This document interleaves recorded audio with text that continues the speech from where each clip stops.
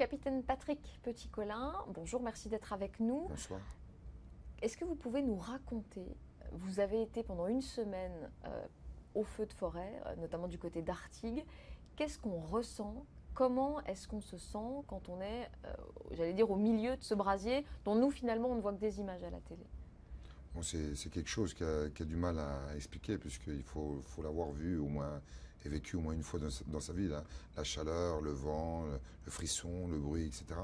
Mais ça nous a permis de se retrouver tous ensemble et de créer ce petit groupe qui nous permet de sentir ces choses-là entre nous. C'est difficile à expliquer. J'ai du mal à l'expliquer. C'est important d'être solidaire avec votre collègue du Sud? Oui, oui, très important.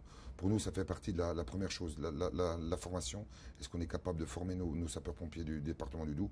Donc on est en étroite collaboration avec nos conseillers techniques départemental, le capitaine Caillot, avec qui on élabore tout au long de l'année quelque chose qui se rapproche de la vérité. Parce qu'on ne veut pas envoyer nos pompiers sans se rapprocher de ça. Donc oui, on met en place une semaine de stage sur le vif du terrain où on ne dort pas la nuit, on fait des marches de nuit, etc.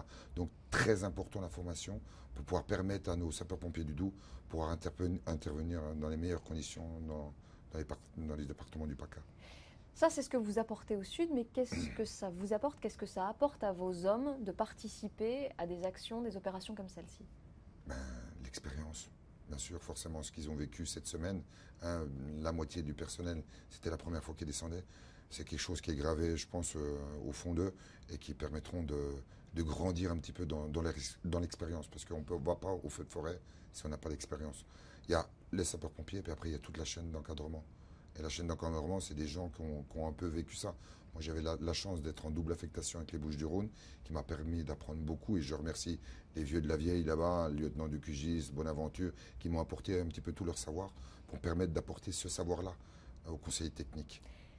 Est-ce que du coup, forcément, on est pompier dans le Doubs, on a l'habitude des feux de maison, des feux d'appartement, des feux de ferme, mais pas des feux de forêt. Est-ce qu'il y a une appréhension, plus justement que les collègues du Sud? Comment on vit ça pour la première fois?